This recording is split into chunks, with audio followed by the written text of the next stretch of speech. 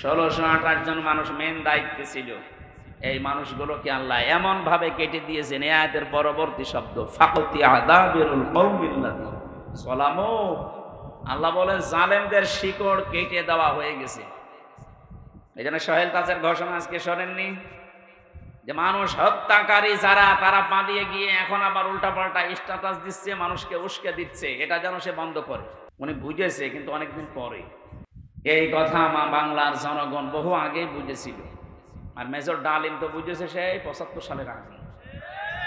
উনি পড়েননি ওই বইটা, আমি তো পড়ে আসলাম। আমি মেজর ডালিম বলছি, আপনি পড়লে এক্ষণে রক্ত গরম। প্রশ্ন দিয়েছে বইয়ের ভেতরে যে মানুষ দুনিয়ায় হয়তো বলতে পারে হ্যাঁ এতটুকু বাচ্চাও মেরে ফেললো, আমি 2টা ছেড়ে গেলাম, দেখবা যে ওদের আচরণ কি। আপনি দেখতে পাচ্ছেন না যে ওখানে বসে বসে যদি অন্তত আল্লাহ বিল্লাহ করে দুনিয়া থেকে বিদায় নিত তাও আমরা বাঁচতাম। ওখানে বসে এমন এমন কাজ করছে একটা হাসি মানুষ। এই যে 4-5 দিন আজ যেটা করছে আপনি দেখতে পাচ্ছেন, ও বিশ্বের বিভিন্ন মোড়লদেরকে এখন আকর্ষণ করার জন্যে এই কথা জানাচ্ছে যে আমি নির্বাচিত ছিলাম, আমাকে উৎখাত করা হয়েছে। এটা তাহা মিথ্যা কথা। আপনি যে নির্বাচিত ছিলেন এই কথা শয়তানও বিশ্বাস করবে না। অন্তত 15.5 বছরে কোন নির্বাচন দেশে হয়েছে আপনার বিশ্বাস হয়? নির্বাচনের আগে 154 জন ঘোষণা দিয়ে দিন, তো কিসের নির্বাচিত? কারণ নির্বাচিত হওয়া লাগে যে পদ্ধতিতে, তার নাম নির্বাচন। তার নাম কি? আল্লাহ নিজে কোরআনে কারিমে সূরা হজ 78 নম্বর আয়াতে ঘোষণা দিয়েছেন, হুয়া জাতাবাকুম ওয়া মা জাআলা আলাইকুম ফিদ-দীনি মিন হারাজ। আল্লাহ বলেন আমি নির্বাচিত করি। তাহলে নির্বাচিত করার দায়িত্ব কার? কোন পদ্ধতিতে নির্বাচন? বলেন বলেন। তাহলে নির্বাচনের পদ্ধতিতে আল্লাহ নির্বাচন করেন। এখন প্রশ্ন আসতে পারে আমরাও নির্বাচিত। কোটি কোটি উম্মত দুনিয়ায় ছিল, আল্লাহ সবাইকে মুহাম্মদুর রাসূলুল্লাহর উম্মত বানায়নি। দয়া করে আমাদেরকে নির্বাচিত করে করে নবীর উম্মত বানিয়েছেন। সুবহানাল্লাহ বলতে পারেন নাই? এমনকি এই এলাকায়, এই আশুলিয়া ধামরা এলাকায় মিলে বহু মানুষ ছিল, সবাইকে আল্লাহ কোরআন শোনার জন্য ময়দানে নিয়ে আসেন। কথা বলেন না কেন? আমাদেরকে আল্লাহ নির্বাচিত করে নিয়ে আসলেন। সুতরাং নির্বাচনের মাধ্যমে নির্বাচিত হওয়া লাগে, এই পদ্ধতি আপনি পাল্টিয়ে ফেলেছিলেন। তাম দুনিয়া জানে যে এদেশে 15 বছরে কোনো নির্বাচন হয়নি। সুতরাং এই দাহা মিথ্যা কথা বলা বন্ধ করবেন। আপনি একটা হাজি মানুষ, আর হাজির মুখে কথা মানায় না। আপনার ছেলে বা আপনার মেয়ে তারা তো হজ করেনি, তারা বলে, তাদের মুখে সত্য মিথ্যা বাঁধবে না। কিন্তু হাজি মানুষের কথা বললে তো আমরা হাজি সাহেব, তো এই জন্য আমাদেরও একটু বিবেকে বাধা বেশি যে কি করে আসলাম আল্লাহর ঘর দেখি আরে কি বলে। এই জন্য জালেমদের শিকড় কেটে দিয়েছে হামজা না আল্লাহ? আল্লাহ যখন নিজেই কেটে দিয়েছে, সুতরাং এখন যারা বিভিন্ন কায়দা স্ট্যাটাস দিয়ে একটু উৎসাহ পাওয়ার চেষ্টায় আছেন, দেখি নাড়াচাড়া দিয়ে কিছু হয় কিনা। হবে না, কারণ এদের শিকড় আল্লাহ কেটে দিয়েছে। কিয়ামতের আগে এদেশের চেয়ারে কোনো জালেম জানোয়ার আসতে না পারে, সেটা করা লাগবে দেশে। যারা আসবে এই মানুষগুলো হবে ন্যায় পরায়ণ এবং ইনসাফ ভিত্তিক মানুষ। কোনো জালেমকে আমরা দেখতে চাই না সামনে, ইনশাআল্লাহ। কোরআনে কারীম শোনার জন্য দল মত নির্বিশেষে এই গোরস্থানের ময়দানে যারা ছুটে এসেছেন বলেন আলহামদুলিল্লাহ। দরুদ আর সালাম পড়ছি আমাদের নবী মুহাম্মদুর রাসূলুল্লাহ সাল্লাল্লাহু আলাইহি ওয়াসাল্লামের প্রতি। আজকে আমরা কোরআনে কারীম থেকে 2টা আয়াত পড়েছি। সূরা আলে ইমরান 83 নম্বর আয়াত, সূরা তাহা 55 নম্বর আয়াত। একটা পড়েছি আমরা যেটা মাটি দেওয়ার সময় দোয়া মনে করে পড়ি। এর ভেতরে 3টা বিষয় আল্লাহ জানিয়েছেন। যদি সত্যিই মাটি দেওয়ার সময় এই বিশ্বাস নিয়ে আপনি এই কথাগুলো বলেন, আমার মনে হয় এই আয়াত আপনাকে হেদায়েতের রাস্তা দেখিয়ে দেবে। কথা বলে না? মানুষ যখন বলে মিনহা খলাকনাকুম, এই যে মিন মানে হতে, হা মানে ওহা, ওহা মানে কি ওই মাটি। এই মাটি দিয়ে আল্লাহ তোমাকে বানিয়েছেন। প্রশ্ন আসতে পারে আমরা কি শুধু মাটির তৈরি? কই, আমাদের বাবার স্ফলিঙ্গ দিয়ে দ্রুত গতিতে যে পানিটা বের হয়ে যায় এর ভেতরে মাটি নেই না? আপনার বাবা যে খাবার খায় ওই খাবারগুলো উৎপন্ন হয় মাটিতে। কি তামাম দুনিয়ার যত রকমের খাবার আছে সব কিছুর উৎস কিন্তু মাটি। এ মাটির ভেতরে আবার 10টা জিনিস পাওয়া যায় মৌলিক ভাবে। পাশের জেলা গাজীপুর মৃত্তিকা গবেষণাগার আছে, সেখানে আপনি মাটি নিয়ে যান, দেখবেন 10টা জিনিস বের করে দেবে। মাটির ভেতরে আছে oxygen, iron, silicon, aluminium, potassium, magnesium. 10টা জিনিস আল্লাহ একত্রিত করে মাটি বানিয়েছেন। এ মাটি আল্লাহ পাক দুনিয়ার ময়দানে ফেরেশতা জিবরাইলকে, আজরাইলকে, মিকাইলকে, ইসরাফিলকে পাঠিয়েছিলেন, জানিয়ে আসো। এরা প্রত্যেক দিন ফেরেশতা আসার পরে মাটির কন্দন দেখে ফিরে গেছে। হযরতে আজরাইল শেষ পর্যন্ত এমন থাবা দিয়েছে যে না, আল্লাহর হুকুম আমাকে মানাই লাগবে। তাফসিরে ফি জিলালিল কোরআন মুফাসসির লিখেছেন হযরতে আজরাইলের ওই এক খামসা মাটিতে ছিল 40 মণ। মানে আল্লাহর কাছে নিয়ে বললেন কি করব এটা, আদম বানাও। 70,000 ফেরেশতা লাগিয়েছিলেন আমাদের এই দেহ বানাতে, তার মানে আমাদের বাবার দেহ হযরতে আদমের 120 হাত লম্বা খালি দেহ বানিয়ে রেখেছেন। আল্লাহ রাব্বুল আলামিন বলেন আমি ফেরেশতাদের দিয়ে পুরা দেহটা বানিয়েছি। সব দেহ বানিয়ে শেষ করে দেয়নি। ওয়ালাকাদ খালাকনাকুম সুম্মা সাওয়ারনাকুম সুম্মা কুলনা লিল মালাইকাতি ইসজুদু লিআদামা ফাসাজাদু ইল্লা ইবলিস। ইলা আখিরি আয়াত। সূরা আরাফের 10 নম্বর আয়াতে আছে আল্লাহ পাক বলেন অবশ্যই আমি মানুষদের বানিয়েছি এবং তারা আকৃতি দিয়েছি। এই যে আমি বানিয়েছি মানুষকে, এটা বলার পরে সব্বার না কম, এটা কেন দিলেন? শুধু মানুষের কথা বললেই তো হয়ে যেত, আলাদাভাবে আকৃতির কথা কেন বললেন? মুফাসসির বলেন যদিও দেহটা আল্লাহ ফেরেশতাদেরকে দিয়ে বানিয়েছেন, কিন্তু আকারটা বানিয়েছেন আল্লাহ মুখেরটা নিজের হাতে। এই আকৃতিটা পৃথিবীর কাউকে, ফেরেশতাদের কাউকে আল্লাহ দেয়নি, শুধু নিজের হাতে সুন্দর করে তিনি সাজিয়েছেন। আর এত সুন্দর করে চেহারাটা বানিয়েছে, পৃথিবীর সব সৃষ্টির তুলনায় মানুষের চেহারা সুন্দর। লাকাদ খালাকনাল ইনসানা ফি আহসানি তাকওয়িম। অবশ্যই আমি মানুষকে সব চাইতে সুন্দর আকৃতি দিয়েছি, এত সুন্দর করে মানুষকে বানিয়েছি। এই যে আকারের দিকে তাকান, বিজ্ঞান প্রমাণ করছে আয়াতটা নিয়ে সব্বার না কম, তোমাদের আকার আল্লাহ বানিয়েছেন। এই আকারের ভেতরে 5টা জিনিস আছে। এই 5টার ভেতরে 3টি ইন্দ্রিয় শক্তি কাজে লাগানোর জন্য আল্লাহ আমাদেরকে দিয়েছেন, বিশেষ করে কর্ণ, চক্ষু এবং এই বাক শক্তি, যেটা কথা বলি। মানুষের বিবেক থাকলে মানুষ উল্টাপাল্টা কথা বলতে পারে না। সূরা আরাফে পাবেন এই তথ্যটা, 179 নম্বর আয়াতের প্রথম অংশে আছে ওয়ালাকাদ যারানা লি জাহান্নামা কাসীরাম মিনাল জিন্নি ওয়াল ইনস। অবশ্যই আমি অধিকাংশ মানুষ আর জিন জাহান্নামে দেব, এই জন্যই বানিয়েছি। এই একটু খেয়াল করুন, শব্দটা শুরু করার আগে আল্লাহ গ্যারান্টি দিচ্ছেন, এটা সুপারলেটিভ ডিগ্রি বলে। ওয়ালাকাদ খালাকনা, ওয়ালাকাদ যারানা, অবশ্যই আমি আল্লাহ বানিয়েছি লি জাহান্নামা, জাহান্নামের জন্য, কাসীরাম মিনাল জিন্নি ওয়াল ইনস, অধিকাংশ মানুষ আর জিন জাহান্নামে দেব, এই জন্য বানিয়েছি। প্রশ্ন আসতে পারে আল্লাহ যখন কাসীরা দিলেন যে অধিকাংশ জিন আর মানুষ জাহান্নামে দেবে, তাহলে আমাদের আর কোনো দোষ নেই নাকি? এর পরবর্তীতে আল্লাহ 3টি ইন্দ্রিয় শক্তির কথা দিয়েছেন, যেটা আমাদের এই চেহারার ভেতরে আছে। এই যে বাক শক্তি, যেটা দিয়ে বিবেকের তাড়নায় কথা বলা হয়।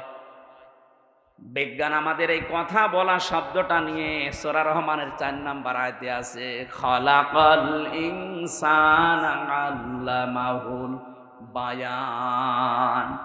আমি মানুষ বানিয়েছি আর তাকে কথা বলা শিখিয়েছি।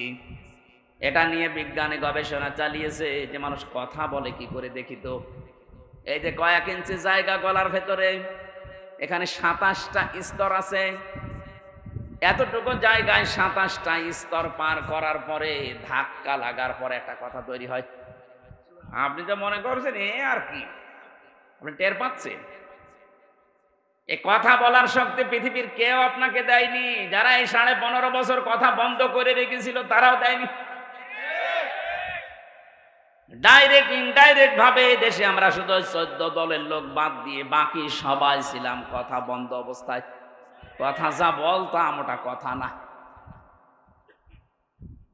আমাদের বাক শক্তির উপরে একটা অনিয়ন্ত্রিত একটা গোপন ভাবে আইন জারি করা ছিল, আমরা কথা বলতে পারতাম না। আমি এর ব্যাখ্যা পড়েছি তাফসিরে আর হাদিসে। নবীজি জানিয়েছেন কথা কিভাবে বলো জানো? প্রত্যেকটি স্তরে একটা করে ফেরেশতা বসে আছে। এর কাছে এর কাছে ওর কাছে এভাবে 27টা জায়গা ভাগ ভাগ করে আসে। শেষ নাম্বার ফেরেশতা কথাটা যেভাবে তৈরি হওয়া দরকার ওইভাবে তৈরি করে ছেড়ে দেয়। একজন ফেরেশতাও যদি দায়িত্ব অবহেলা করে আপনি কিয়ামত পর্যন্ত কথা বলতে পারবেন না, শুধু গা গু করবেন। কত বড় নিয়ামত পেয়েছেন আপনি, টের পেলেন? আল্লাহ পাক বলেন এই যে যোগ্যতা দিলাম তোমাকে, এই যোগ্যতাটা যারা আগে দুনিয়ায় কাজে লাগায় না, বিবেক যাদের দিয়েছি, হৃদয় দিয়েছি, যে মানুষগুলো অনুধাবন করতে পারে, কিন্তু এই মানুষগুলো অনুধাবন করার শক্তি থাকার পরেও করে না। এটা সারা বিশ্বে এখন তাকান, মানবতা বিপন্ন হয়ে যাচ্ছে, অথচ মোড়ল যারা দুনিয়া যারা চাষ করে তাদের মুখে কথা নেই। এ মানুষগুলো মানবতার পক্ষে শুনি কথা বলেন, মানবতার ধ্বজাধারীরা। এই শব্দটাকে পুঁজি করে বাংলাদেশে মানবতা, এই শব্দটাকে কাজে লাগিয়ে ওরা এখন একটা অফিস করতে চাচ্ছে ঢাকায়, সমকামিতার। এই কথা বলছেন, এটা একটা হারাম কাজ। আল্লাহর পুরা সৃষ্টিকে ওরা পাল্টিয়ে ফেলেছে। আল্লাহ নারীর প্রতি পুরুষ, পুরুষের প্রতি নারীর একটা আকর্ষণ বানিয়েছেন। এটা সূরা আলে ইমরানের 14 নম্বর আয়াতে আছে, হুব্বুশ শাহাওয়াতি মিনান নিসাই ওয়াল বানিন। আল্লাহ বলেন পৃথিবীতে যত আকর্ষণীয় বস্তু আছে, লোভনীয়তার ভেতরে 1 নাম্বার মানুষের জন্য আমি তৈরি করে দিয়েছি মেয়েদেরকে। অথচ সেই সিস্টেম পাল্টিয়ে তারা আজ মেয়ে বাদ দিয়ে পুরুষে বিয়ে করবে। এরা আল্লাহর সৃষ্টিকে পাল্টাতে চায়, আর তো মানবতার অফিস খুলবে এই কথা দিয়ে ওরা এখন সমকামিতার অফিস ঢাকায় করতে চাচ্ছে। ঢাকাবাসী একটা মানুষ যদি ইমানদারে ঢাকায় থাকে অফিস খুলতে দেওয়া হবে না, সে যত শক্তিশালী হোক। এই কাজ করে লূত নবীর স্ত্রী, এই কাজ করে লূত নবীর জাতি ডেড সিতে পরিণত হয়েছে, মৃত সাগর। এখনো পর্যন্ত সাগরে কিছু বাঁচে না। আপনি জর্ডানে যেয়ে দেখেন ওই সাগর এখনো আছে। বাংলাদেশকে অনেকে জর্ডান বানানোর জন্য গোপন ষড়যন্ত্র করছে। এখন বলেন এসব আপনার বলার দরকার নেই, আপনি মাটির নিচের ওয়াজ করেন। আরে ভাই এমন অবস্থা, সামনে 2 তলা নৌকা। কয় তলা? আমরা উপর তলায় আছি, নিচ তলায় আছে ওনারা। বারবার উপরে পানি নিতে আসছে। এখন যদি বলে ঝামেলা করেন কেন, নিচে তো পানি আছে, একটু ফুটো করে নিলেই তো হয়। ওরা যদি বলে ঠিক আছে আপনাদের ডিস্টার্ব হয়, আর জীবনে আসবো না, পানি তো হাতের কাছে আছে, একটা তক্তা শুধু খুলে নেব। এই কথা বলে যদি ওরা খুলতে চায়, ওপরে আমরা যারা আল্লাহর ওলি বসে আছি যদি বলি লা ইলাহা ইল্লা আনতা সুবহানাকা ইন্নী কুনতু মিনাজ জালিমিন, পানি ওটা বন্ধ হবে। আরো জোরে বলেন। আপনি জাহান্নামে যাবেন, পানিতে ডুবে মরবেন, আমার অসুবিধা ছিল না। আপনার এই দুনিয়ায় তো এখন আমি আছি, আপনাকে বাধা না দিলে যে গজব আসবে, ওই গজবে আমারও গ্রেফতার হওয়া লাগবে। এই কারণেই তো বলা লাগছে। আশা করছি আপনার ইঙ্গিত বুঝেছেন। এই দেশে আল্লাহর নিষিদ্ধ কোনো কাজ, সে সমকামিতা বলেন আর যেইটাই বলেন। কালকে একজন উপদেষ্টা শপথ নিয়েছে যে ফারুকি, এই লোকটাই সমকামিতা প্রমোট করে।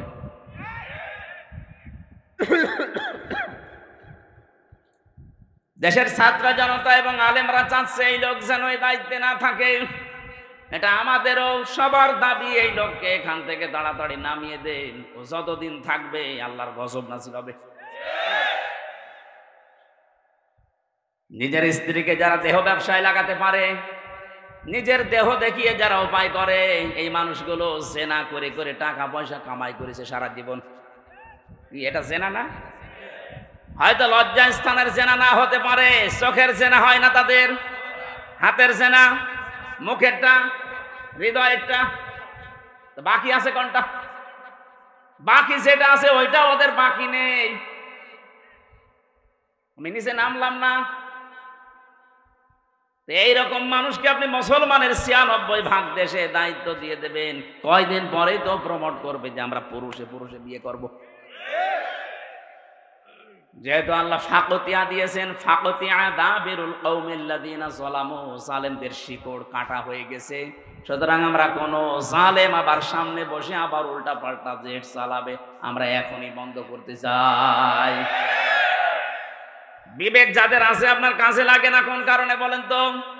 পাগলকে তো আল্লাহ বিবেক দেয়নি, এই জন্য পাগলের কোনো হিসাব নেই। আলাহুম আয়ুনুল লা ইবসিরুনা বিহা, তাদের চোখ আছে কিন্তু তারা দেখে না। কত কিছু তুমি দেখতে পাও, কোরআনের কথাগুলো দেখতে পাও না। আল্লাহ চোখকে ডাক দিয়ে বলছে, চোখওয়ালা মানুষ কি করো তুমি? আফালা ইয়ানজুরুনা ইলাল ইবিলি কাইফা খুলিকাত ওয়া ইলাস সামাই কাইফা রুফিআত ওয়া ইলাল জিবালি কাইফা নুসিবাত ওয়া ইলাল আরদি কাইফা সুতিহাত। বলেন আল্লাহু আকবার। এখানে আল্লাহ 4টা সৃষ্টির নাম দিয়েছেন।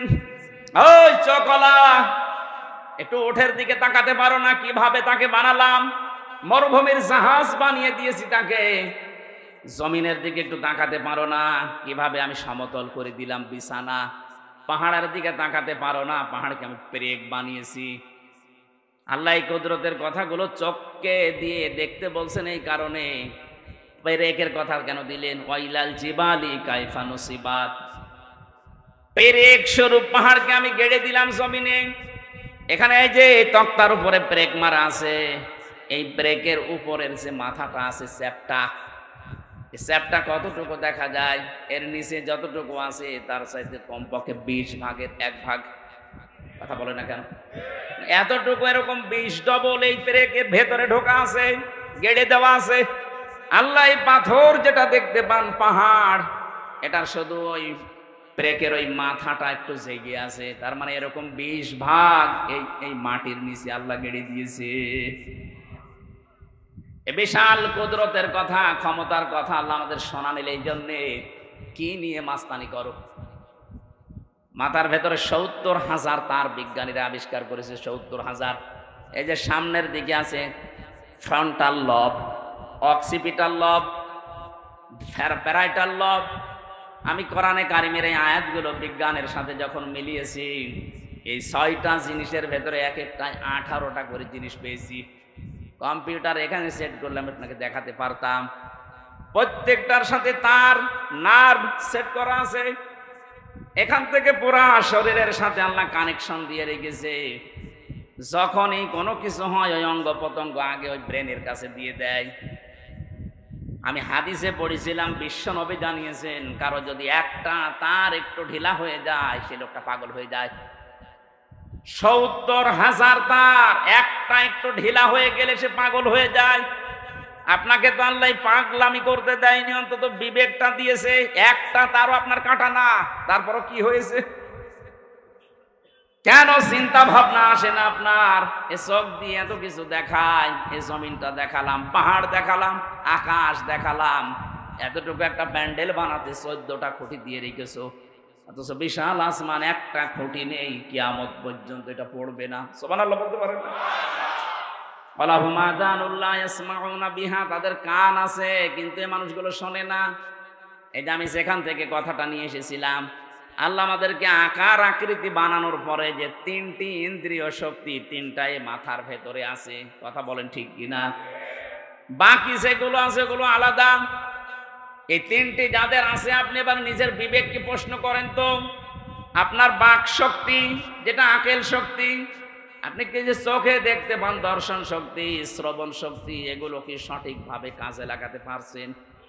চোখ দিয়ে যেটা দেখা দরকার আপনি ওইটা দেখেন না, যেটা দেখা দরকার নেই না জায়েজ আপনি ওইটা দেখেন। পাশে গোরস্থান, যেহেতু বহু মানুষ এখানে বসে আছে, এই যে মোবাইল, এমন এমন দৃশ্য এর ভেতরে সেভ করে রেখেছেন যেটা নিজে দেখলে আনন্দ পান আর অন্য দেখলে আপনার লজ্জা লাগে। এরকম দৃশ্য নেই? যাদের মোবাইলে আছে এই মুহূর্তে ডিলিট করা লাগবে। কারা কারা এই মুহূর্তে ডিলিট করে দেবেন? নিজে দেখলে আনন্দ পান, অন্য দেখলে লজ্জা পান, এরকম দৃশ্য হাত তোলেন তো। ওই এলাকায় মনে হয় এসব 2 নাম্বারই মেয়ে। আলহামদুলিল্লাহ, ঢাকার মানুষ তো খুব চালাক। যদি থাকে এখানে আমাদেরকে ধোঁকা দিয়ে বোকা বানানো যাবে। যিনি আপনাকে বানিয়েছে, এখানে বহু মানুষ এরকম নেই, নিজের মোবাইলে, কম্পিউটারে, টিভির পর্দায় নিজে দেখলে আনন্দ লাগে, অন্য দেখলে লজ্জা পায়, এরকম দৃশ্য নেই? এটা কবিরা গুনাহ। নিজে দেখলে ভালো লাগে, আনন্দ লাগে, মজা লাগে, অন্য কেউ দেখলে আপনি কষ্ট পান, লজ্জা পান, শরম পান, এটা হারাম। এই মুহূর্তে যদি এটা ডিলিট না করেন, আপনার ইবাদত বন্দেগীতে মজা পাবেন। এটা করে দেন, দেখেন ফজরের নামাজে কি একটা শান্তি পান। এখনই করে দেন, ওইটা চলে যাস, অত করে দেওয়া দূরের কথা, ওইটা চলে যাস না। এই এলাকায় ওয়াজ মনে হয় হবে না। আপনার কষ্ট হচ্ছে? আর আমল যদি শুরু না করি তো এই ওয়াজ প্রতি বছরে বছরে দিয়ে লাভ আছে? এখনই এই আমলটা করা যায় না। আমার এর ভেতরে আছে শুধু লেকচার। আন্তর্জাতিক স্কলার যারা আছে, আন্তর্জাতিক স্কলার আমার বিশ্ববিদ্যালয় স্যারদের লেকচার আছে শুধু, এগুলো আমি সেভ করে রাখি কিছু পাওয়ার জন্য। আপনার মোবাইলে আছে পরিমণির নাচ, বলেন সুবহানাল্লাহ। এরকম নাচ দেশে নেই? থাকলে আপনি ডিলিট করে দিন ভাই। এই যে বাচ্চারা, মুরগির বাচ্চা বলেন, মুরগি যখন এইভাবে পাখাটা দেয়, পাখাটা দেওয়ার পরে ডাউন করার পরে ফল করে ফেলে দেয়, একটার সাথে আর একটা পর লেগে যায়, লেগে যায় না? একটু সফট হয়, একটু কোমল হয়, মোলায়েম হয়। ওর নিচে যখন বাচ্চারা আশ্রয় নেয় তখন একটা কিচির মিচির কিচির মিচির আওয়াজ দেয়। এটাকে বাংলায় বলে অনির্বচন সুখ। আপনি আজকে যদি এখনই আল্লাহর ভয়ে এই কাজটা করতে পারেন, ঘৃণা করে যে যা আমি আর জীবনে কাজ করবো না, আমার বিবেকে বাধা দেয়, আপনি দেখেন ফজরের নামাজ পড়লে আপনার তখন আলাদা একটা অনির্বচন সুখ হবে। এটা পাওয়ার জন্যই তো এসেছেন নাকি? সুতরাং এটা আজকেই করে দেবেন, আমি আশা করতে পারি আপনার কাছে। না আশা করতে পারি না? আল্লাহ যেন তাওফিক দেন, বলেন আমিন। আল্লাহ রাব্বুল আলামিন বলেন, আমি এই সুন্দর করে আকৃতিটা বানিয়ে শেষ করে দেইনি, ফেরেশতাদেরকে এবার ডাক দিলাম। রূহটা তার ভেতরে যাবার পরে সে একটা হাসি দিয়েছিল। বিজ্ঞান জানিয়েছে একবার যখন মানুষ হাসি দেয়, ওর শরীর থেকে এত পরিমাণ জার্ব বের হয়ে যায়, যদি কেউ টাকা পয়সা খরচ করে হাসি দেওয়া লাগতো তো 12,000 টাকা খরচ হতো একবার হাসি দিতে। হাসি দিলে এমন এমন জার্ব শরীরের ভেতর থেকে আল্লাহ বের করে দেয় যে সারাদিন প্রবেশ করে। যত রকমের ফাঁকা আছে শরীরে বিভিন্ন জায়গা দিয়ে এগুলো আসতেছে, হাসির মাধ্যমে আল্লাহ ওইগুলো সব দূর করে দেয়, ওই জার্ব গুলো। জোরে বলেন সুবহানাল্লাহ। এটা আমাদের আদি পিতা হযরতে আদমকে আল্লাহ যখন রূহ দেয় তখন তিনি এরকম হাসি দিয়েছিলেন। এই যে বানাতে গিয়ে ফেরেশতারা যে খড়গটা, বালি, মাটি, আগুন, পানি বিভিন্ন জিনিসের ভেতরে ছিল, একবারে হাসি দেওয়ার সঙ্গে সঙ্গে নাক দিয়ে মুখ দিয়ে আল্লাহ সব বের করে দিয়েছেন। হযরতে আদম আলাইহিস সালাম ওই সময় একটা শব্দ বলেছিলেন, আলহামদুলিল্লাহ। আল্লাহ এত বেশি খুশি হয়েছেন শব্দটা শোনার পর, কিয়ামত পর্যন্ত আদমের সন্তান যারা আসবে তারা যদি হাসি দেয়, আলহামদুলিল্লাহ বলা তাদের জন্য ওয়াজিব হয়ে যায়। এমনকি তার পাশে যে থাকবে তার জন্য পড়া লাগবে ইয়ারহামুকাল্লাহ। কথা বলছেন না? কি একটা গুরুত্বপূর্ণ কাজ যে আলহামদুলিল্লাহ পড়া ওয়াজিব। পাশে থাকলে তার জন্য ইয়ারহামুকাল্লাহ বলা লাগবে কেন? তার পাশে যে থাকবে সে বলবে ইয়াহদিকাল্লাহ। এর পাশে যে থাকবে 5 জনের নাম পেয়েছি আমি হাদিসে। চিন্তা করলাম একটা শব্দ আলহামদুলিল্লাহ বলা হাসি দি এত কেন? ইয়ারহামুকাল্লাহ, ইয়াহদিকাল্লাহ কেন বারবার এত কেন? কারণ আপনি একবার হাসি ডাক্তারের কাছে বলেন যে আমার হাসি দিয়ে দেন, 12,000 টাকা নেবে। একবারে যদি 12,000 হয়, 5 বার যদি হাসি দেন 5 বার আপনি ফকির হয়ে যাবেন শুধু হাসি দিতে। হযরতে আদম হাসি দেওয়ার পরে দাঁড়িয়ে গেছেন। ফেরেশতাদেরকে আল্লাহ পাক বলেন, দাঁড়াও, আমি একটা ক্লাস করাবো আজকে। জান্নাতের ভেতরে আল্লাহ নিজে শিক্ষক হয়ে আদম আলাইহিস সালামকে একটা ক্লাস করিয়েছিলেন। এবার আমি শিক্ষিত মানুষদের বলছি, ওয়াল্লামা আদামাল আসমাআ কুল্লাহা সুম্মা আরাদাহুম আলাল মালাইকা। আল্লাহ পাক বলেন আমি নিজে আদমকে ক্লাস করালাম, যত রকমের নাম আছে সব ওই ক্লাসে তাকে শিক্ষা দিলাম। এসএম এর বহুবচন আসমা। আমি আলেমদেরকে বলছি এবার যত তাফসির এখন এই দেশে পাওয়া যাচ্ছে, গতানুগতিক যে তাফসির গুলো দেখবেন ওখানে এসএম এর বহুবচন আসমা। আসমা মানে নাম সমূহ। আপনার কি মনে হয় যারা শিক্ষিত ভাই আছেন, জেনারেল বলেন আরবিতে বলেন, বলেন ওখানে ক্লাস করাচ্ছে কে? আপনি হিসাব করে করে বলেন, ক্লাস করাচ্ছে কে? ছাত্রকে বলেন তো, ক্লাসটা কি সাধারণ ক্লাস? আর জায়গা এই গণশাস্ত্র ভার্সিটি না, সরাসরি আল্লাহ নিজে জান্নাতের ভেতরে, সাধারণ মানুষের ক্লাস না, একেবারে প্রথম মানুষ, তাও নবী, তাকে ক্লাস করাচ্ছেন আল্লাহ নিজে শিক্ষক হয়ে। আমরা তাফসিরের ভেতরে পড়ে থাকি যে বিভিন্ন নাম শিখিয়েছে, আমরা মনে করি নাম মানে আলু, পটল, ঝিঙা, বেগুন, এটা শিখিয়েছে। আপনার কি বিবেক মরে গেছে নাকি বলেন তো? অত বড় একটা গুরুত্বপূর্ণ ক্লাসে যে যত বড় প্রতিষ্ঠানে ক্লাস নেয় তার ক্লাসের ওই মান মর্যাদা ওই রকমের হয়। ক্লাস 1 এসে ক্লাস নিচ্ছে, ও বিশ্ববিদ্যালয়ে মাস্টার্সে ক্লাস নিতে পারবে? বলেন বলেন। কারণ ভার্সিটিতে যারা ক্লাস করে 80 জন 85 জন ছেলে মেয়ে সব ম্যাগনেট ওইটা নিয়ে বসে আছে। ওখানে 1 ঘন্টা ক্লাস নিতে হলে আপনাকে 50 ঘন্টা পড়া লাগবে। যদিও এরকম শিক্ষক এখন আস্তে আস্তে হারিয়ে যাচ্ছে, এখন অধিকাংশগুলো ব্যবসা হয়ে গেছে। কথা বলছেন এখন? আমার বিশ্ববিদ্যালয়ে এক একটা সেমিস্টারে কমপক্ষে 42টা ক্লাস নেওয়ার কথা, 3টা 4টা নেয়, বাকিগুলো সব আল্লাহর রাস্তায়। এটা যাদের রেকর্ড হচ্ছে আমার স্যাররাও শুনবে, শুধু আমার স্যাররা না, সারা পৃথিবীতে এটা যাবে কালকে বিভিন্ন ভাষায় রূপান্তর হয়ে।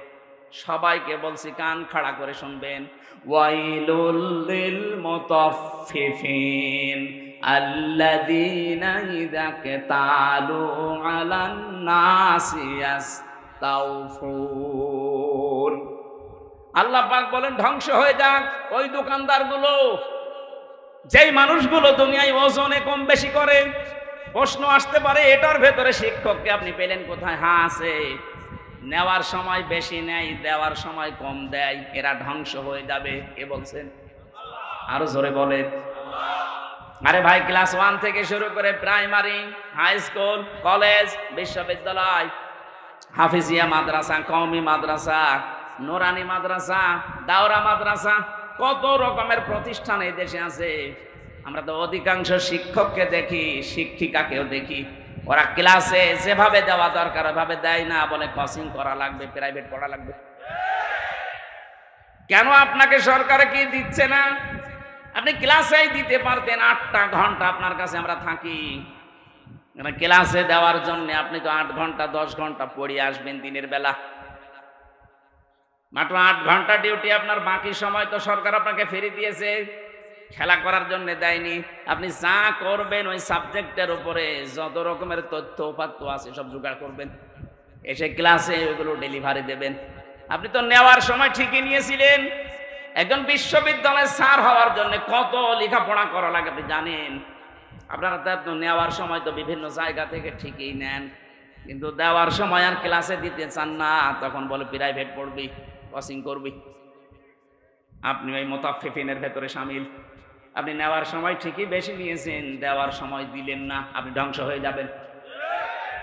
আজ নিজের বিশ্ববিদ্যালয়ে ক্লাস নিতে চাই না, প্রাইভেট ভার্সিটিতে যে ক্লাস নিচ্ছে মাসের পরে মাস। এই কথা বলছেন না? আমি জানি স্যাররা এটা শোনার পরে বলবে হামজা বেশি বোঝে, বেশি বুঝি আমি, এটাই বাস্তব। 5টা বছর আপনাদের কাছে আমরা ছিলাম, সত্যি আপনারা যা পেয়েছিলেন, কত বড় বড় জায়গা থেকে আপনি ডিগ্রি নিয়ে এসেছিলেন, মদিনা বিশ্ববিদ্যালয় থেকে, মিশর থেকে, লন্ডন থেকে পড়া স্যারও পেয়েছিলাম। এত জায়গা থেকে এত কিছু আপনি নিয়ে আসলেন, দেওয়ার সময় তো আর দিলেন না। 42টা ক্লাসের 2টা ক্লাস নিয়ে বলছে বাকিগুলো আর করা লাগবে না, ধ্বংস হয়ে যাবে। চর্মচকে হয়তো দেখতে মনে হবে যে বহু টাকা পয়সার মালিক হচ্ছে, বিভিন্ন জায়গায় উল্টাপাল্টা করে, এগুলো টিকবে না। আপনি 10 লাখ টাকা কামাই করে নিয়ে আসবেন ডান আর বাম হাত দিয়ে, বাড়িতে এসে দেখবেন 15 লাখ টাকার ক্ষতি হয়ে গেছে। দেখবেন আপনার বউ পাগল, কি গো আর কথা বলতে পারছেন, এখন কথা বলাতে লাগবে 8 লাখ। মেয়ে বেরিয়ে চলে গেছে আল্লাহর রাস্তায়, পরে ঘুরিয়ে নিয়ে আসতে আরো 5 লাখ, 8 5 13 গেল। ছেলে ওদিকে সিনে ধরেছে, নিয়ে আয় হুজুর, নিয়ে আয় কবিরাজ, নিয়ে আয়, ওটা ছাড়তে আরো 2 লাখ। নিয়ে এসেছিলেন মাত্র 10 লাখ, চলে যাচ্ছে 15 লাখ। হারাম টাকা থাকবে না। আমি শুধু ইঙ্গিত দিলাম, আমার মনে হয় শিক্ষিত যারা ওরা বুঝে ফেলেছে। এখানে ক্লাস করাচ্ছেন সরাসরি আল্লাহ। এই ক্লাসে যেহেতু সব চাইতে দামি ক্লাস, এখানে আলু পটল ঝিঙা বেগুনের নাম দরকার নেই, এগুলো থাকতে পারে, কিন্তু আসল হচ্ছে আল্লাহ ওই একটা ক্লাসে আদম নবীকে শিখিয়েছিলেন যত রকমের ন্যায় কাজ, যত রকমের অন্যায় কাজ, ওই এক ক্লাসে তাকে শিখিয়েছেন। প্রশ্ন আসতে পারে এটা কোথায় পেলেন? এটার বাস্তব প্রমাণ আমরা তো ওই ক্লাসে ছিলাম। কথা বলে না কেন? ছিলাম আমরা ছিলাম ইনডাইরেক্ট ভাবে। আমাদের আদি পিতা হযরতে আদমের পৃষ্ঠদেশের ভেতরে আমাদের রূহগুলো ছিল। কিয়ামত পর্যন্ত যত মানুষ আসবে সব আদমের পৃষ্ঠদেশে ছিল না?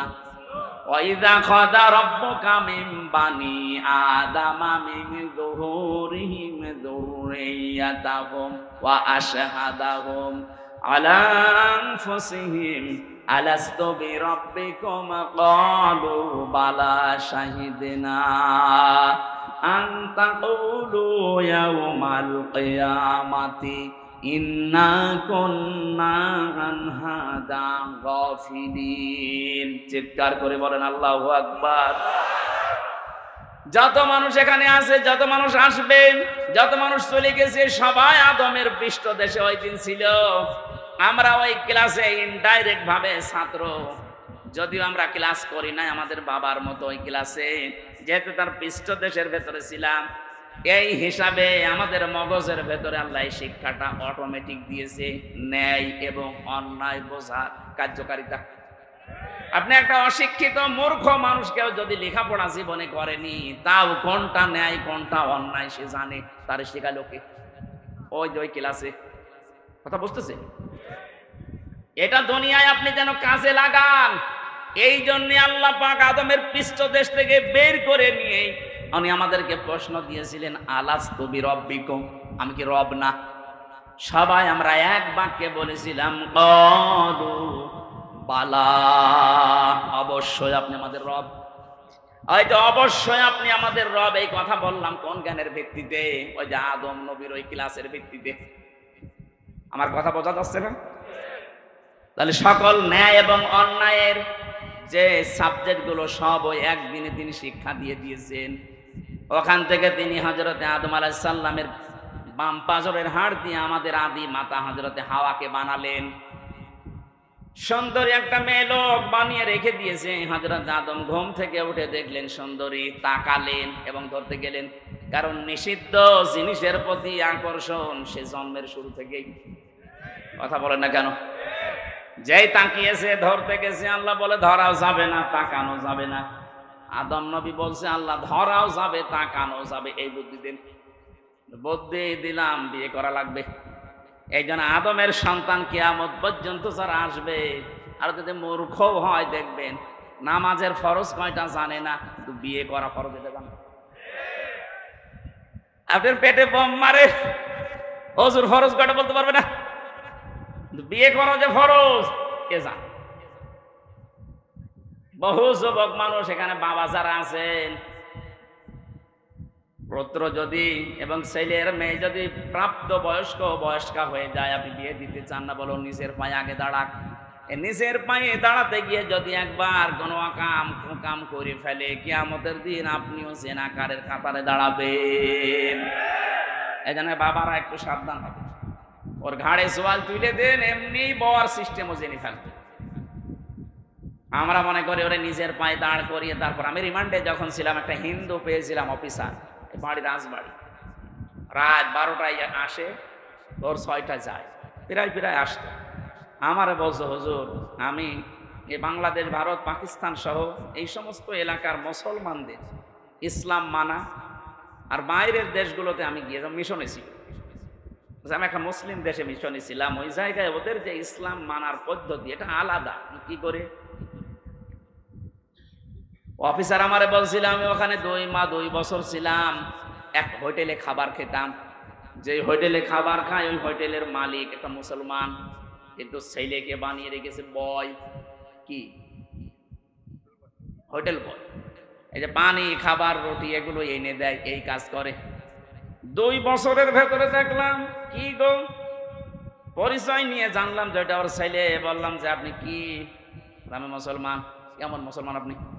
আমার দেশেও তো মুসলমান আমি দেখেছি, আপনি কেমন মুসলমান?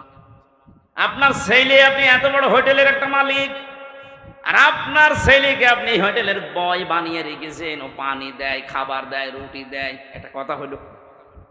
কেন, কি হয়েছে? কি হয়েছে মানে আপনি যে পর্যায়ের আপনার ছেলেকে ওই পর্যায়ে তুলতে পারেননি, ওই পর্যায়ে তোলার জন্য আপনার কোনো চেষ্টাও মনে হয় নেই। তাছাড়া এইভাবে 2 বছর আমি তো দেখছি। বলছে আমারে বলছে মাওলানা ওই সময় ওই হোটেলওয়ালা আমাকে যে কথাগুলো জানিয়েছিলেন আমি সেই কথা আপনাকে শোনাই, আপনি একটু মিলান তো।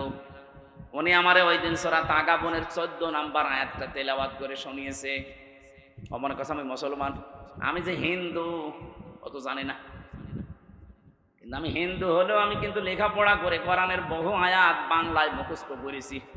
যে সূরা তাগাবুন বলেছে আমি অফিসে যে বাংলায় বের করে সূরা তাগাবুনের 14 নম্বর আয়াতটা মিলালাম, কি দেখি আছে এখানে। আল্লাহ পাক জানিয়েছেন ইয়া আইয়ুহাল্লাযীনা আমানু ইন্না মিন আযওয়াজিকুম ওয়া আওলাদিকুম আদুওয়াল লাকুম ফাহযারু ইলা আখির আয়াত। ইয়াতে আল্লাহ ঈমানদারকে ডাক দিয়ে জানিয়েছেন, ও হে যারা ঈমানের দাবি করো, অবশ্যই তোমাদের স্ত্রী, সন্তানাদি আর সম্পদাদি এগুলো কিন্তু মাঝে মাঝে তোমাদের শত্রু হয়ে দাঁড়াবে, সুতরাং এদের ব্যাপারে খুব সতর্ক থাকবা। এদের পেছনে পড়ে, এদের পেছনে লাগতে গিয়ে, এদের পেছনে শ্রম দিতে, সময় দিতে গিয়ে আমার আল্লাহর বিধানটা যেন ভুলে যেও না। আমি বললাম আপনি কি বোঝাতে চান এখানে? উনি আমাকে বুঝিয়েছিল হুজুর, উনি আমারে এই আয়াত দিয়ে বোঝাতে দিয়েছেন। আমার এই ছেলেটাকে আমি লেখাপড়া শেখাতে চেয়েছিলাম, যতটুকু চেষ্টা করেছি ও আর পড়ে নাই, তো ওর যে লেখাপড়ার দৌড়, এরপরে আমি ওর একটা সৎ পাত্রী দেখে পাত্রস্থ করেছি, ওকে বিয়ে দিয়েছি। 3 নাম্বার দায়িত্ব ছিল আমার ওর একটা কর্মজীবন তৈরি করে দেওয়া। তা আমি যে কর্মজীবন দেব, ওর তো সেই যোগ্যতা নেই। আমি ঘুষ দিয়ে কোন চেয়ারে বসিয়ে দেব, ওই চেয়ারে বসলে ওর ওই যোগ্যতায় চেয়ার চলবে না, শেষে চেয়ারের পায়া থাকবে না। কথা বুঝতেছেন? তাদের চিন্তা ভাবনা দেখেছেন? আমাদের দেশের হাজারো বাবা এই জহির গ্রুপের কাছে যে বলবে আমার ছেলে ম্যাট্রিক ফেল, বিএ পাস, চাকরি করছে, ওই জায়গায় আপনি বসিয়ে দেন। উনি হয়তো আপনার মুখের দিকে তাকিয়ে সম্মানের খাতিরে দেবে, কিন্তু যে ম্যাট্রিক ফেল ও ওই চেয়ারে বসার যোগ্যতা রাখে। ওর শিক্ষা নেই, ওর ট্রেনিং নেই। উনি যে আমাকে প্রথমে কথা বলার সময় ইকরা বলছিলেন, ইকরা শব্দের শাব্দিক অর্থ শুধু পড়া না, ইকরা মানে যোগ্যতা অর্জন করা। আজ বাংলাদেশে আমরা অনেকেই মনে করি ইকরা, সালেহ, তাকওয়া এই শব্দগুলো নিয়ে। ইকরা, এরপরে সালেহ, তাকওয়া, এই শব্দগুলোর ব্যাখ্যা শুনি না আমরা। সালেহ মানে নেককার, তাকওয়া মানে আল্লাহর ভয়, ইকরা মানে পড়া না। এর আধুনিক ব্যাখ্যা হচ্ছে আপনি যেই জায়গায় যেতে চান ওই বিষয়ের জ্ঞান আগে আপনাকে অর্জন করা লাগবে এবং প্রশিক্ষণ নেওয়া লাগবে, শিক্ষা নেওয়া লাগবে, তারপরে ওই জায়গাটা আপনি সুচারুরূপে চালাতে পারবেন। আমাদের এই দেশে এই সিস্টেমটা নেই, যে যেখানে যাওয়ার যোগ্যতা রাখে না, ঠেলা দিয়ে ঘুষ দিয়ে সেখানে পাঠায়। আজ বাংলাদেশে যত প্রতিষ্ঠান আছে অধিকাংশগুলো ওই যোগ্যতাই নেই, ঠেলা দিয়ে হয় পাঠিয়েছে, নাই ঘুষ দিয়ে। যার ওই পর্যন্ত যাওয়ার লেখাপড়াই নেই, প্রশিক্ষণ নেই, শিক্ষা নেই, তাকে পাঠাবেন ওই জায়গাটার পায়া আরো নষ্ট করবে। চেয়ারে যদি একটা পায়া থাকে আরো নষ্ট হয়ে যাবে। এই জন্য আপনি দেখেছেন কৃষি মন্ত্রণালয়ের দায়িত্ব যাকে দেওয়া হয়েছিল, ওই সিলেটের মৌলভীবাজারে বাড়ি, শ্রীমঙ্গল, উপাধ্যক্ষ আব্দুল শহীদ। আপনি নিরপেক্ষ দৃষ্টিতে বলবেন, এই লোকটা একটা কলেজের স্যার, এ সারা জীবন লেখাপড়া করিয়েছে ছেলে মেয়েদের, ও কৃষি সম্পর্কে কি জানবে? ওকে জীবনে কোনোদিন মাঠে প্রশিক্ষণ কি ওই জায়গায় কোনোদিন নিয়েছে? তারে আপনি ওই দায়িত্ব দিলেন? মানে যারা ওই বিষয়ের উপরে সারা জীবন পড়াশোনা করে, ওর উপরে প্রশিক্ষণ নেয়, শিক্ষা দিতে পারে, ওই রকম একটা মানুষকে দেন। আপনি এমন মানুষকে দিলেন তার বাড়িতে 3.5 কোটি টাকা পাওয়া যাচ্ছে, 11টা দেশের রুপি পাওয়া গেছে, 85 ভরি সোনা পাওয়া গেছে। এইটাই তো হবে যে চেয়ারে বসাবেন, ওর শিক্ষাও নেই, প্রশিক্ষণও নেই, ওখানে যাওয়ার যোগ্যতা ওর নেই, ও সারা জীবন লেখাপড়া করিয়েছে ছেলে মেয়েদের, এরকম একটা জায়গায় দিতেন। এমন কাজ করে গেলেন, ওই জায়গাটা এখন ধ্বংস হয়ে গেছে। কয় বিঘা জমিতে কয় মন ধান হয় ও জীবনে কোনোদিন যে চাষ করে দেখেছে? এই জন্য আমি যেটা বলতে চাচ্ছিলাম, এই হিন্দু অফিসারের এই কাহিনী দিয়ে একটা শিক্ষা আছে। আমরা আজ বাংলাদেশে যারা দায়িত্বে আছি, সামনে যারা আসবেন, আপনার আত্মীয় স্বজন ছেলে মেয়ে যাই বলেন, এদেরকে উপরে তুলতে হলে যে যে যোগ্যতায় আছে তাকে ওই পর্যন্তই তোলেন। কথা বলেন এখানে, তার যোগ্যতা নেই ভার্সিটির টিচার হওয়া, আপনি তাকে একেবারে ভাইস চ্যান্সেলর বানিয়ে দিচ্ছেন। যা শুরু হয়েছে আমার মনে হচ্ছে সামনে শিক্ষা ব্যবস্থা ধ্বংস হয়ে যাবে। কারণ বিশ্ববিদ্যালয়ে স্যার হওয়ার জন্য ফার্স্ট ক্লাস ফার্স্ট হওয়া লাগে, 1, 2, 3 এদেরকে নেওয়া লাগে, অথচ এদেরকে এখন আর নেওয়া হচ্ছে না। 35 লাখ 40 লাখ টাকা নিয়ে ওই 70 রোল নাম্বার করে দেওয়া হচ্ছে। ও তো এই চেয়ারে বসে 2-1টা পায়া যদি ঠিক ছিল, ও পায়া আরো ভাঙবে। কথা বলেন না কেন? এই মুসলিম দেশের এই দোকানদারের জীবনী থেকে একটু শিক্ষা নেওয়া যায় না, যে সে তার ছেলেকে ভালোবাসে, কিন্তু যে ছেলের জন্য আমি তো জাহান্নামে হতে পারি না, তার যোগ্যতা নেই, আমি একটা অফিসে তার বস বানিয়ে দেবো? মানে ওর যা যোগ্যতা ও সেই কাজ করে। কাজটা তো হালাল কাজ, যদিও চা টেনে দেওয়া, পানি টেনে দেওয়া, রুটি টেনে, কাজটা তো হালাল কাজ, ও হালাল কাজ করে ও জান্নাত পাবে। জোরে বলেন সুবহানাল্লাহ। হযরত আদম আলাইহিস সালাম যেই তাকিয়েছেন মেয়েটার দিকে, বললেন না, তাকানো যাবে না, ধরা যাবে না, কি করবেন? বিয়ে করা লাগবে, বিয়েতে আমি রাজি আছি। দেন মোহর কই? নেই। দেন মোহর না দিলে বিয়ে হবে না। আল্লাহ আমার বিয়ে করাই লাগবে, দেন মোহর বুঝি না, আমার আখেরি নবী মুহাম্মদ রাসূলুল্লাহর উপরে 10 বার দরুদ শরীফ পড়ো, দেন মোহর হয়ে যাবে। দরুদ শরীফ পড়ে শেষ, এবার আদমকে বললেন, কুলনা ইয়া আদম উসকুন আনতা ওয়া যাওজুকাল জান্নাতা ওয়া কুলা মিনহা রাগাদান হাইতু শি'তুমা। এই যারা শিক্ষিত আছেন, এই যে আজ নারী পক্ষ কাজ করছে, নারী স্বাধীনতা আন্দোলন, নারী বিপ্লব পরিষদ, 13টা সংগঠন কাজ করছে মেয়েদের অধিকার আদায়ের জন্য, অথচ এই আয়াতের ভেতরে দেখেন কতগুলো অধিকার আছে। মেয়েরা যদি জানতো, এরা নিজেদের এই অধিকার আদায়ের জন্য রাজপথে মিছিল করত, অথচ তাদেরকে ব্যবহার করার জন্য কিছু মানুষ সামনে দিয়ে ভোগ করার জন্য ব্যস্ত আছে। আল্লাহ আমাদের আদি পিতা আদমকে কি বললেন? যে বিয়ে হয়ে গেছে, এবার বউ নিয়ে চলে যাও বাড়িতে। জান্নাত আমাদের বাবার বাড়ি, আমাদের আদম আলাইহিস সালাম বাবা না? জান্নাত আমাদের কার বাড়ি? আরো জোরে বলেন। বিয়ে করার পরে বউ নিয়ে যাওয়া লাগবে বাবার বাড়ি। আর আমরা অনেকে বিয়ে করে ঘর জামাই থেকে যাই।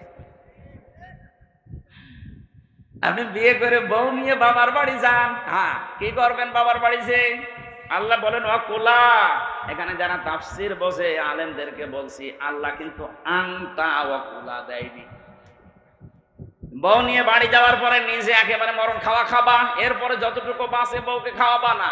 এই জন্য আল্লাহ আনতা বাদ দিয়ে দিয়েছেন, একবারে ওয়াকুলা 2 বছর দিয়েছেন। কোরআনের প্রতিটি শব্দ গবেষণামূলক, যেইটা নিয়ে চিন্তা করবেন আপনাকে আল্লাহ জান্নাতের পথ দেখিয়ে দেবে।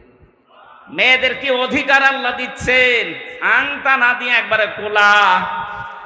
তুমি যতটুকু খাবার, যেই মানের খাবার, যেই মানের পোশাক, যেভাবে চলবা স্টাইলে, ঠিক ওই মানের খাবার, ওই মানের পোশাক তোমার স্ত্রীকে দেওয়া লাগবে। আপনি নারীর অধিকার খুঁজে পান না।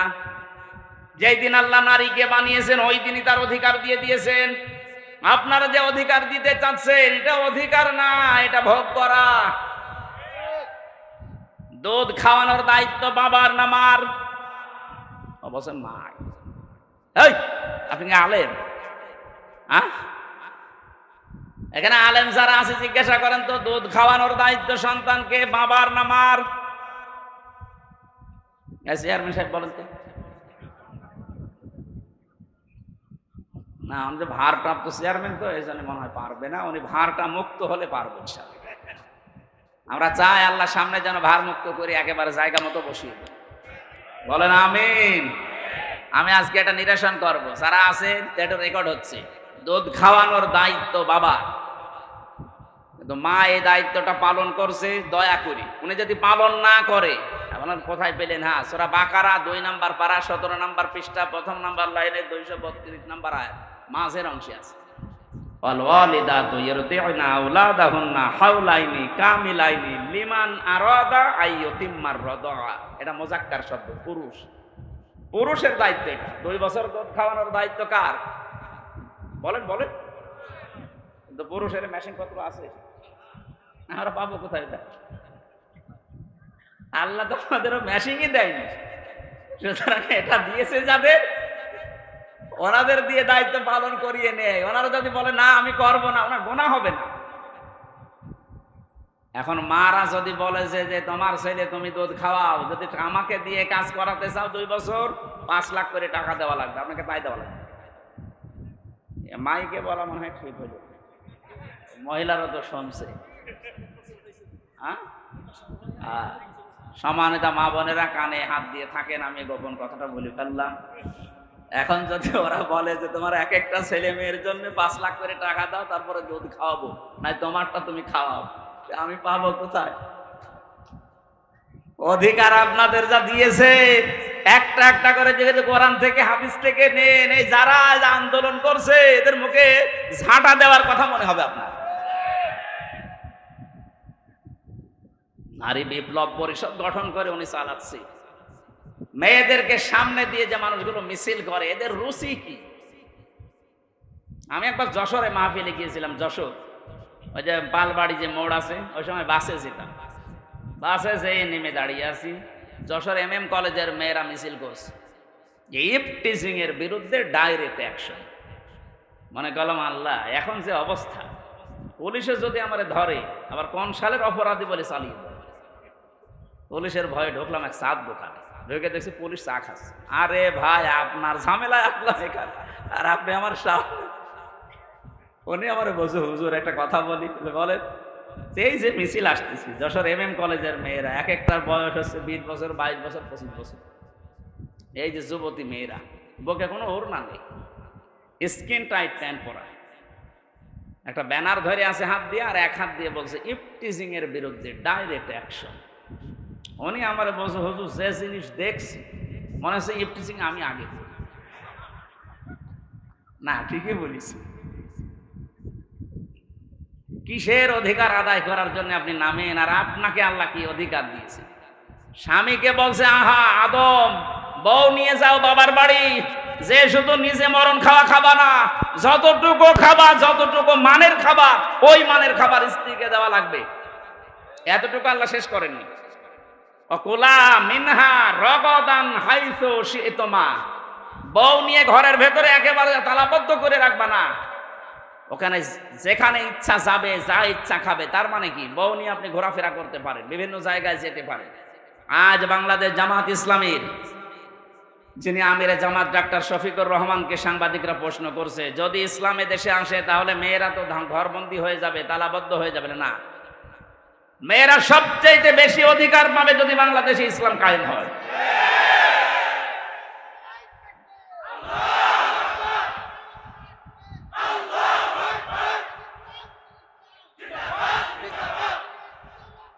থাকা দেওয়া লাগবে।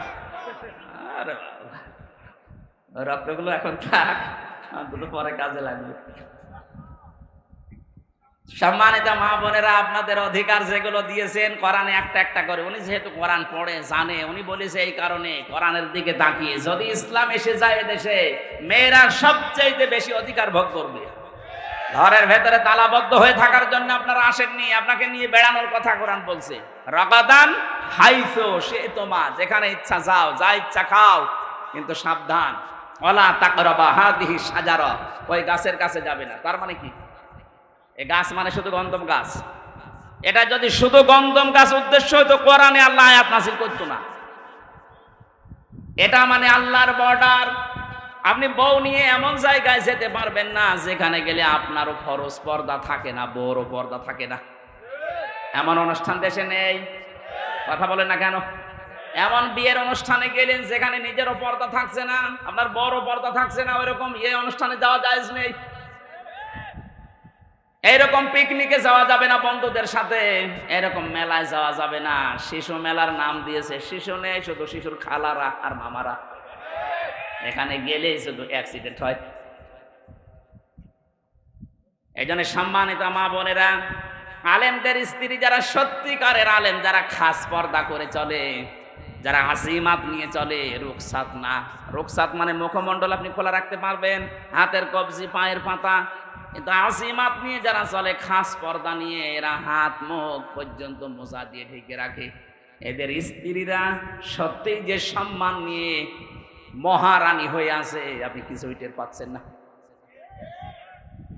ওরা কোরআনের আয়াতগুলো যখন বাস্তবে মিলায়, এগুলো যদি আমি নিজেই মানতে না পারি, কিয়ামতে আমি নিজে আসামি হয়ে যাব। এজন্য আমাদের উচিত হচ্ছে ইসলামকে তার জায়গা মতো দিয়ে অধিকারগুলো আদায় করে নেওয়া। কথা বলেন ঠিক কিনা? আল্লাহ বলেন নিষিদ্ধ জায়গায় যাওয়া যাবে না। আল্লাহর বিভিন্ন বর্ডার আছে, এগুলো ক্রস করা যাবে না, সীমা লঙ্ঘন করা যাবে না। ওয়ালা তাকরাবা হাদিহি শাজারাতা ফাতাকুনা মিনাজ জালিমিন। যদি আল্লাহর এই বর্ডার কেউ ক্রস করে ফেলে, সে জালেম হয়ে যাবে। কি হবে? আর যারা পর্দার ফরজ বিধান লঙ্ঘন করে চলাফেরা করছেন, আপনি জালেম। কথা বলেন না কেন? যেগুলো আপনার স্বামীকে দেখানো দরকার, এটা আপনি পাবলিককে দেখাচ্ছেন, আপনি জালেম হয়ে কিয়ামতে উঠবেন। খালি নামাজ পড়ে রোজা রেখে আর কারো বোরকা পরে আপনি জান্নাত পেয়ে যাবেন। কে বলেছে আপনাকে? আমি 4টা পয়েন্ট পড়েছি হাদিসের ভাষায়। সম্মানিতা মা মেয়েরা এসেছে, সম্মানিতা মা বোনেরা, এবার আপনি কান খাড়া করেন। মেশকাত শরীফের হাদিস, বিশ্ব নবী বলেন নেককার মহিলা কোনটা জানো? অনেকে বলছে নামাজ পড়ে রোজা রাখে, কালো বোরকা পরে। নবী বললেন না, ওই মহিলাটাই নেককার। ইদা নাজারা ইলাইহা সাররাতুহু, যার দিকে তার স্বামী বাইরে থেকে এসে যখন তাকাবে, তখন স্বামীকে আনন্দ দেবে। এরকম মহিলা আমার মনে হয় এখন ঘরে ঘরে নেই। নেই বলে তো আমরা পরকীয়া প্রেম করি। ঠিক, তার মানে ও চালাচ্ছে কাজ। আলহামদুলিল্লাহ, ভালো। সম্মানিত মা বোনেরা, দেখেন এতগুলো মানুষ বসে আছে আমরা, আর আপনার স্বামী বলে ফেললো ঠিক, তার মানে আপনি ওই রকম কিছু করেন না। দ্বিতীয় নম্বরে, ওয়াইদা গাবা আনহা হাফিজাতুহু, স্বামী যখন বাইরে যাবে, যতক্ষণ স্বামী বাইরে থাকবে ততক্ষণ আপনার ইজ্জত, আবরু, সতীত্ব আপনি হেফাজত করে রাখবেন। আধুনিক জামানায় এসে স্বামী বাইরে যেতে দেরি, ও মোবাইলে পরকীয়া প্রেমে লিপ্ত হতে দেরি নেই। এমনকি বাইরের লোক নিয়ে এসে স্বামীর ওই কাজ ওকে দিয়ে করাচ্ছে। ধরে বলেন নাউজুবিল্লাহ। 3 নম্বরে বিশ্ব নবী বলেন অতুইনু আলা দীনি যাওজাতুহা। ওই মহিলাটাই নেককার যে তার স্বামীকে দিনের পথে চলার জন্য উদ্বুদ্ধ করে, আরো এগিয়ে দেয়, সাহায্য করে। এরকম মহিলা আজ বাংলাদেশে দিন দিন হারিয়ে যাচ্ছে। স্বামীকে দিনের পথে চলার জন্য সাহায্য করা তো দূরের কথা, আরো বাধা দেয়। কথা বলে না কেন? 4 নম্বরে বিশ্বনবী বলেন স্বামী যদি কোনো কাজের আদেশ করে, কাজটা যদি জায়েজ হয়, মেয়ে লোক যারা এসেছেন, স্বামী যদি কোনো কাজের আদেশ করে, কাজটা যদি জায়েজ হয়, জীবন থাকাকালীন আপনাকে মানা লাগবে। কথা বলে না কেন? আমি স্বামী, এখানে যত স্বামী বসে আছে, প্রত্যেকটা স্বামী আমরা চাই, আমরা পছন্দ করি বিয়ের পরে যেন আমাদের মা বাবা আমাদের সাথে থাকে। কিন্তু 100টার 98টা মহিলা আজ এটা চাই না। কথা বলছেন না কেন? গত কয়েকদিন আগে আমি গিয়েছিলাম নীলফামারী কিশোরগঞ্জ থানা, বৃদ্ধাশ্রমে আমারে নিয়ে গেল, যে দেখি এই লাইনে মা আর বাবারা বসে আছে। ওদের চোখের দিকে তাকালে আমার মনে হচ্ছে ওর সন্তানের জন্য বরদোয়া দিচ্ছে। এই মা বাবা গুলোকে বৃদ্ধাশ্রমে রেখে গিয়েছে এই সন্তানগুলো। শুধু এই সন্তানের দোষ না, এই বৃদ্ধাশ্রমে এই মা আর বাবা গুলোকে রেখে যাওয়ার পেছনে যারা ভূমিকা পালন করে তারা এই লোকটার বউ, আর এই বউকে যারা কান পড়া দেয় ওই বউর মা আর বড় বোন। আমার মনে হয় ওরা এখনই বরদোয়া আরম্ভ করেছে, হুজুর মরুক। আমি আপনাদের বাঁচাতে চাই। আপনি শুধু নামাজ পড়ে রোজা রেখে কালো বোরকা পরে জান্নাত যেতে পারবেন না। সত্যি আল্লাহর কসম, যে হাদিসটা বললাম এটা আপনাকে মানা লাগবে। স্বামী যখনই তাকাবে এমন একটা অবস্থা করবেন স্বামী যেন আনন্দ পায়।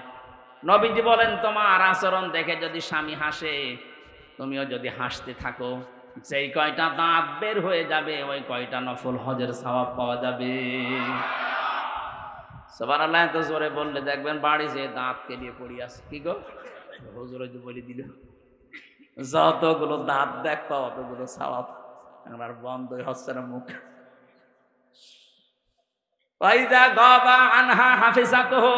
স্বামী যখন বাইরে যাবে, খুব গুরুত্বপূর্ণ বিষয় এটা। নামাজ রোজার মতোই ফরজ।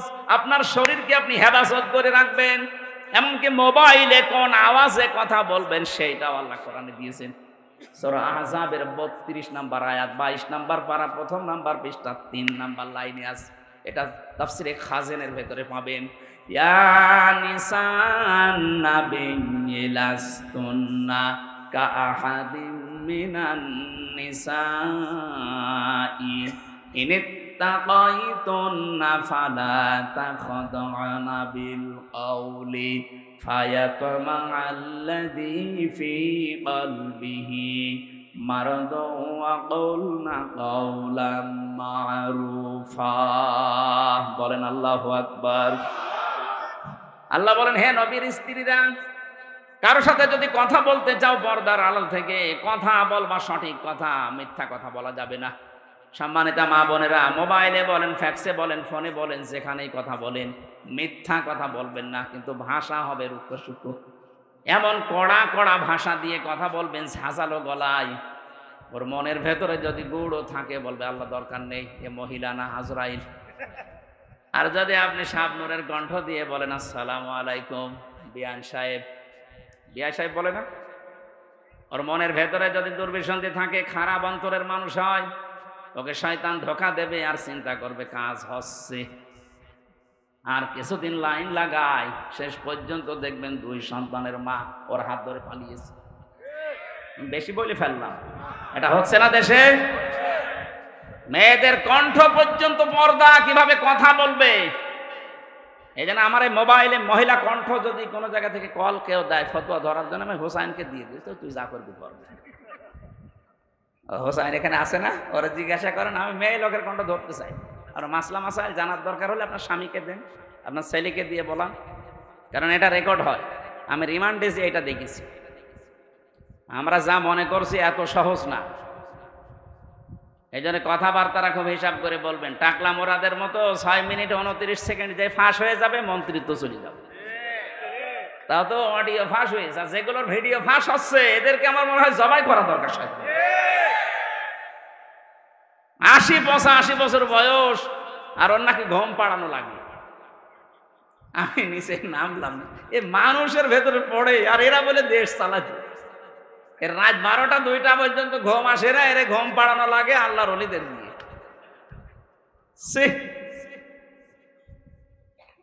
এদের আবার সাক্ষী পাচ্ছে না। আমি গ্রেপ্তার হওয়ার পরে আমার ম্যাডামকে কল দিয়েছে মাওলানা আমিরুল ইসলাম বেলালি, সাতক্ষীরা। ওই কলের রেকর্ড দেখে আমার পরের দিন রিমান্ডে শোনাচ্ছে। কি গো, কি আশ্চর্য! এই জন্য কথা কারোর সাথে বললে, বিশেষ করে এই যে মোবাইল নাম্বারে, এই মোবাইল নাম্বারে কথা বলা আর গোয়েন্দাদের সামনে কথা বলা সমান। হোয়াটসঅ্যাপটা এখনো আছে, কিন্তু এখন আর নিরাপদ নয়, এটা এখন ওদের আন্ডারে চলে গেছে। তো হিসাব নিকাশ করে চলবেন ভাই। মেয়েরা যারা এসেছেন, কারোর সাথে যদি কথা বলতে চান পর্দার আড়াল থেকে, মোবাইলে, ফোনে, ফ্যাক্সে কথা বলবেন, কিন্তু সত্য কথা, মিথ্যা কথা বলা যাবে না। কিন্তু ভাষা হবে রুক্ষ সূক্ষ্ম, ভাষা হবে কি?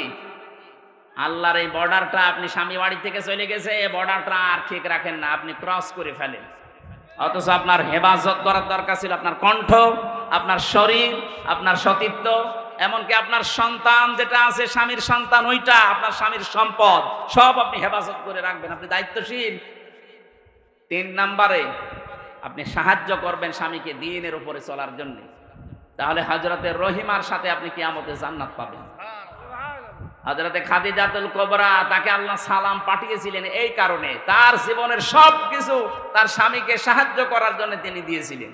আর আমরা এমন বউ পেয়েছি, ওর 15 ভরি স্বর্ণ আছে, আপনি ক্যান্সারে মরে যাবেন, 1 ভরি বিক্রি করতে বলেন, বলে না তুমি মরে যাও, দরকার আরেকটা বিয়ে করবে, তাও বেচতে রাজি না। এই জিনিস নিয়ে আমরা সংসার করছি। 4 নম্বরে, স্বামী যেটা চায় ওটা যদি জায়েজ হয়, আপনার জীবন থাক আর যাক ওটা মানা লাগবে। আমি যে একটা উদাহরণ দিলাম না, যে আমি স্বামী, প্রত্যেক স্বামী আমরা চাই যে আমার মা বাবা আমার সাথে থাকবে, খেয়ে থাক না খেয়ে থাক, কিন্তু আপনি চান না। এরকম বউ নেই দেশে? কার কার বউ এরকম মন ছোট, হাত তোলেন তো। একজন আছে শুধু। সম্মানিত মা বোনেরা, আমার মনে হয় হচ্ছে না আপনাদের আমল। শুধু নামাজ দিয়ে, রোজা দিয়ে, কালো বোরকা দিয়ে আপনি জান্নাত পাবেন না। আমার ভাইরা, হযরত আদম আলাইহিস সালামের স্ত্রীকে নিয়ে যে কথাগুলো বলছিলাম কোরআনে কারিমের সূরা বাকারার তাফসীর থেকে, এখানে নিষিদ্ধ কোনো কাজে মেয়েদেরকে নিয়ে ইনভলভ হওয়া যাবে না।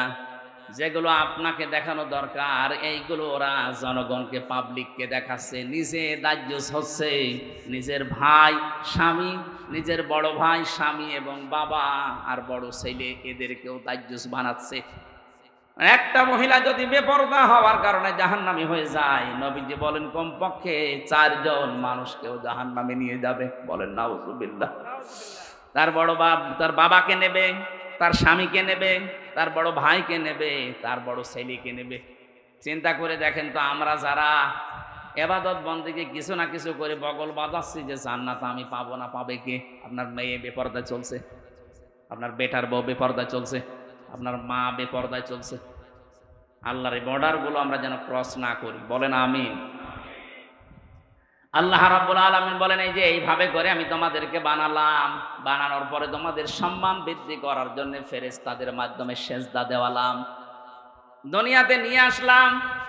এই পৃথিবীর বেজে নিয়ে আসার যে সিস্টেমগুলো কোরআনে কারিমে হাজার হাজার কথা তাফসিরে আমার জানা আছে। রাত গভীর হয়ে যাচ্ছে আর আমার শরীরও পারছে না, জ্বর ছিল আজকে, এই জন্য কেমন লাগছে। এরপরে দুনিয়ার 2 নম্বর আয়াতে আল্লাহ দুনিয়া সম্পর্কে কিছু দিয়েছেন। অফিহা নুঈদুকুম, এই মাটির ভেতরে তোমাকে আবার রেখে গেলাম কিছুদিন দুনিয়ায় ঘোরাফেরা করিয়ে। আমিনহা নুখরিজুকুম, এখান থেকেই তোমাকে তোলা হবে। তারাতান উখরা, আবার আরেকবার। সুতরাং আরেকবার যে আল্লাহর সামনে আমাদের এই শরীর নিয়ে দাঁড়ানো লাগবে, কোনো সন্দেহ নেই, এটা কোরআনের কথা। ওখানে যেন দাঁড়াতে পারি আর নিজেদের জীবনের হিসাব যেন মিলাতে পারি, সেই জন্য এখনই সতর্ক হন। এই কবরে যাওয়ার আগে ওখানকার সামানা দুনিয়া থেকে জোগাড় করার চেষ্টা করেন এখন থেকে। আমি সহ যারা এসেছি প্রত্যেককে কবরে যাওয়ার আগে সামানা নেওয়ার তৌফিক দেন। বলেন আমিন। আমি জেলে বসে বসে কয়েকটা বই লিখেছিলাম, এই সমস্ত বইগুলো এখন আমি লিখেছি, পরবর্তীতে আমার গাড়িতে আছে, শিক্ষিত মানুষরা নিয়ে যাবেন, কাজে লাগবে। মেয়েদের বই আছে কয়েকটা, আর পুরুষের আছে। আল্লাহ আমাদের আমল করার তৌফিক দিন, আল্লাহুম্মা আমিন। লা ইলাহা ইল্লা আনতা সুবহানাকা ইন্নী কুনতু মিনাজ জালিমিন। রব্বুল আলামিন ঢাকা জেলার সাভার, আশুলিয়া, নয়ারহাট, সিন্দুরিয়া কবরস্থানের পাশে বসে কোরআনে কারিমের কথা গভীর রাত পর্যন্ত আমরা শুনেছি। যতটুকু শুনলাম আল্লাহ তুমি আমল করার তৌফিক দাও।